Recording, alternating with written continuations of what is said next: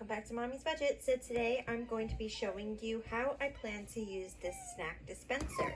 Now, if you watched my latest haul from Dollar Tree, I did show you what this is. And that, you know, it's supposed to be like a little gumball machine, but instead of gumballs, I am going to use M&M minis. So I'm going to fill this tube up here. I want to do it. You want to help me? Yeah. And it's supposed to be like a little reward system. So she's nice or something, or she does what she's supposed to. If I say go ahead and pick up the toys, put it away, or something she does, she'll get like a little treat. I'm hoping it's going to work because I'm not sure. That's why I got the minis and not the regular size one. So let's check it out. Here is the end result. So remember that little bag that I showed you of M&Ms?